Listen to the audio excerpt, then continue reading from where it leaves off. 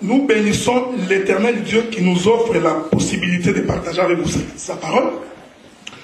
Et nous sommes certifiés que l'Éternel va vous être très favorable cet après-midi. Parce que vous savez, j'ai toujours dit que si aux yeux des hommes, vous n'avez aucune valeur, si au regard de tes parents, de tes frères comme de tes sœurs, tu ne représentes rien, peut-être parce que tu n'as rien dans ta poche, possible. Tes amis considèrent que tu es le dernier dans la course. Ça peut arriver. Mais je voudrais quand même te rassurer d'une chose. Les Écritures nous disent que quand Dieu créait, Dieu parlait. Mais quand arriva le moment de créer l'homme, la Bible nous dit que Dieu va rassembler la poussière de la terre. Parce que je vous avais dit dimanche passé que les gestes de Dieu sont prophétiques. Remarquez. Quand arriva la création de l'homme, l'évangile éternel, je vous ai dit la fois passée qu'il faut faire attention quand la lumière traverse les corps, elle peut donner plusieurs ombres. Parce que déjà le dimanche passé, je vous ai dit que le premier Adam, ce n'est ni toi, ni moi. C'était une ombre. Maintenant là, je prends une autre ombre. Mais je ne me suis pas contredit. Vous comprenez? Vous savez, l'évangile est en train de marcher. Quand nous avons commencé ces choses ici, on avait une autre vision de l'évangile. Moi, j'ai toujours cru que la révélation vient dans la marche. Maintenant, écoutez. Quand arriva la création d'Adam, les Écritures nous disent que l'Éternel Dieu va rassembler la poussière de la terre. Nous comprenons que Dieu a fait une course. D'abord, il a quitté le trône. Il est descendu pour créer l'homme. C'est ici que déjà on doit comprendre que Dieu devait quitter le ciel. Les gens qui nous ont toujours posé la question, comment expliquer que Jésus est Dieu?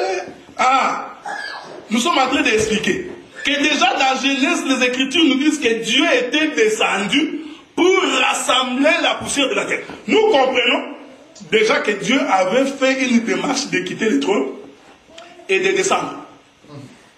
Et nous disons que quand Dieu était en train de créer l'homme, l'homme que je voudrais ici que tu puisses comprendre que tu as du prix aux yeux de l'Éternel, la Bible dit que Dieu va travailler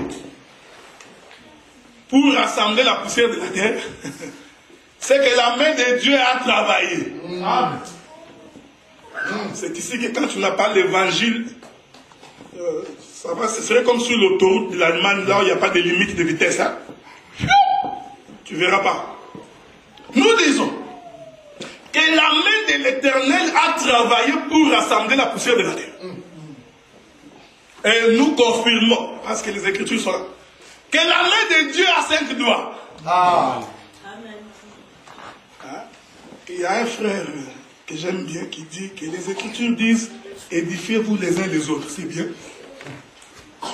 Mais il n'est pas dit parce que l'Écriture dit qu'édifiez-vous les uns les autres que tout le monde est devenu prédicateur. Non. La lettre va te tuer.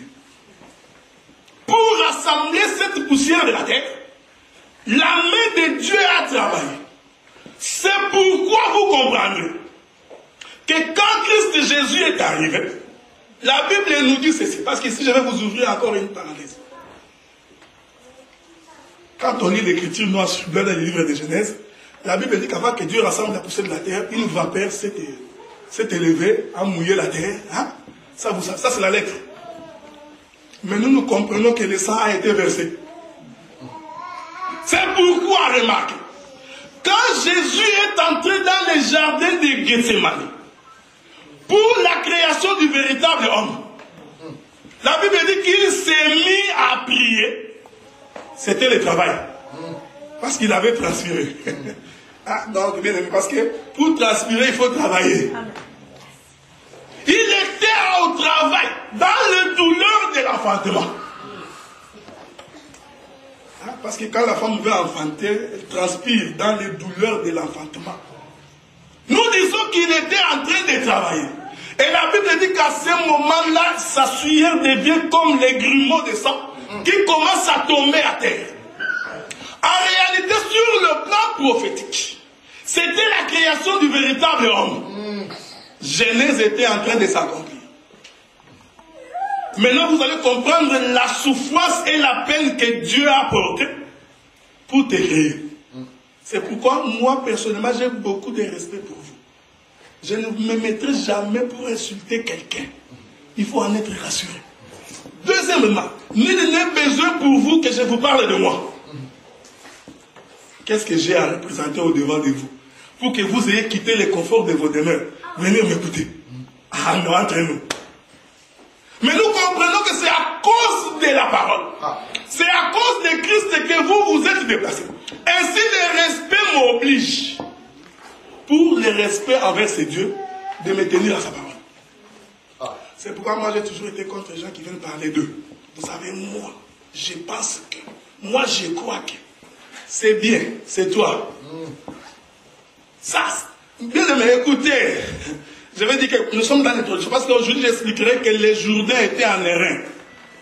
C'est le thème. Nous allons expliquer que les Jourdains étaient en airain. Où est le frère Désiré? Ah, que Dieu te bénisse, papa. Nous allons expliquer que les Jourdains étaient en airain. Bon, maintenant écoutez. Le problème c'est que la conversion du cœur de l'homme va toujours rester l'exclusivité de l'apanage de Dieu. C'est ici que beaucoup dans la marche que nous avons entamée dans le Seigneur, nous avons commis beaucoup d'erreurs. Hein? Un frère a péché, toi tu es en colère. Oh, tu es en colère pourquoi? Il a péché contre toi. Un frère a fait quelque chose de mauvais, là tu vas monter ici. En colère. Nous nous disons, mais pourquoi il est en colère? Cet homme a-t-il péché contre toi?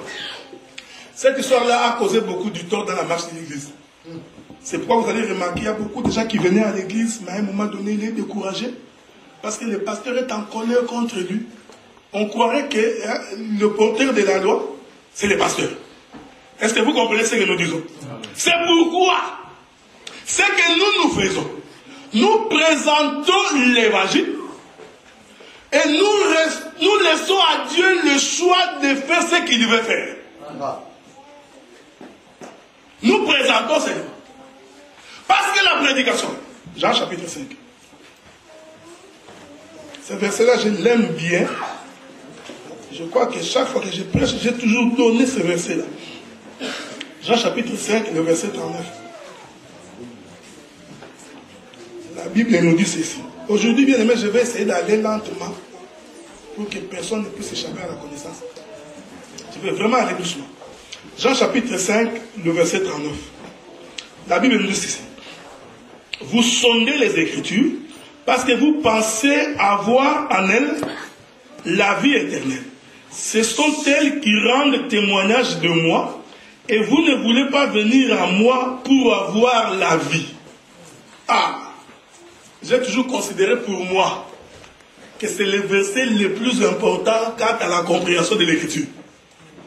Jésus dit aux pharisiens et aux juifs, il dit que les Écritures rendent témoignage de ma personne. C'est pourquoi moi j'ai toujours dit, nous croyons avec l'Évangile, avec les Saint-Esprit, que quand nous touchons l'Écriture, l'Écriture doit premièrement nous parler de Christ. Tu peux faire toute la gymnastique que tu veux, mais tant que la face de Christ n'est pas encore sortie dans l'Écriture, nous comprenons que tu marches encore, tu n'es pas encore arrivé. Parce que l'Écriture, écoutez, le livre des Hébreux nous dit, j'aime bien, hein, les gens qui ont fait la théologie, mais il faut aussi faire des recherches, hein, c'est pas mauvais, c'est pas un péché, parce que nous on en a aussi fait. On ne sait pas qui a écrit le livre des Hébreux, mais d'après le style, on est en train de supposer que c'est l'apôtre Paul. Mais l'auteur des livres des Hébreux, on ne sait pas qui a écrit. Mais écoutez, les Hébreux nous disent ceci. Un testament ne peut pas entrer en vigueur tant que le testateur est vivant. Donc pour qu'un testament entre en vigueur, bien aimé, qu'est-ce que vous regardez? Vous n'avez jamais vu une jolie femme? Ma sœur, assis-toi. Écoutez maintenant. La Bible dit ceci. Un testament ne peut pas entrer en vigueur tant que le testateur est vivant. Écoutez. Comme la Bible c'est le testament de Dieu. Pour que cette Bible soit notre possession, Dieu doit mourir. Tant qu'il est vivant, nous ne pouvons pas avoir l'héritage. Je descends dans les langages charnels. Je suis le père de mes enfants. Tant que je suis vivant, mes enfants n'ont pas droit à l'héritage. Pour que les enfants prennent possession de la terre, je dois mourir. Est-ce que vous comprenez? Donc la Bible que vous voyez, qui est le testament? C'est pourquoi nous disons que de Genèse à l'Apocalypse, il n'y a qu'une seule personne qui est morte. C'est Jésus. Il n'y a pas un ancien testament et un nouveau testament. Il n'y en a pas. Ça, c'est le langage des théologiens. Nous savons qu'il y a une ancienne alliance et une nouvelle alliance. Mais les testaments, il n'y en a qu'un. Parce que pour que le testament entre en vigueur, l'auteur du testament doit mourir. C'est ici la gymnastique que Dieu a faite. Comme il ne pouvait pas mourir en tant que Dieu, il va porter un corps. Pour que nous puissions entrer en possession de l'héritage. C'est pourquoi Jésus, dans Jean chapitre 5, verset 39, il dit aux Juifs, vous sondez les Écritures. Vous croyez trouver en elles, mais les Écritures rendent témoignage de moi. C'est-à-dire, quand il voit Salomon avec 1000 femmes, comprend qu'il rend témoignage de Jésus. Quand tu vois David en train de tuer les gens, il rend témoignage de Jésus. Maintenant, quand tu vois un prédicateur cherche à faire sortir sa face dans les Écritures, comprends que le diable n'est pas lui. Est-ce que vous comprenez? Ce n'est pas de lui qu'il est question ici. C'est ici que nous nous opposons à tous les prédicateurs qui veulent nous faire croire. Tu vois dans la Bible ici, honorer les serviteurs, c'est de moi. Et attention, attention. Qu'est-ce que Dieu a à mettre ton nom ici pour que nous ne puissions avoir la vie? Non, bien aimé, faites attention. Ah non, la Bible dit honorer les serviteurs de Dieu, on doit un double honneur. Ah, tu as comme tu définis l'honneur en français. Moi j'ai toujours dit au bien aimé que la parole de Dieu n'est pas les français. Là tu dis bon, double honneur. Allez, vous commencez à chanter pour les prédicateurs. Oh, surtout les mamans. Les mamans. Là, vous commencez à essuyer ses chaussures. L'homme marche comme ça. On dit double honneur. Bon, maintenant, quand la Bible dit qu'on honore ton père et ta mère, pourquoi tu ne chantes pas aussi pour ton père et ta mère? Ah, là, ça devient autre chose. Vous comprenez? C'est ici que nous sommes en train de vous appeler pour que vous compreniez que les Écritures rendent premièrement le témoignage de Jésus. C'est pourquoi dans l'évangile éternel, quand nous appelons les témoins, ce sont les Écritures. Vous comprenez? Non, nous appelons, bien aimé Paul, dans les Corinthiens, viens témoigner. C'est comme à la barre.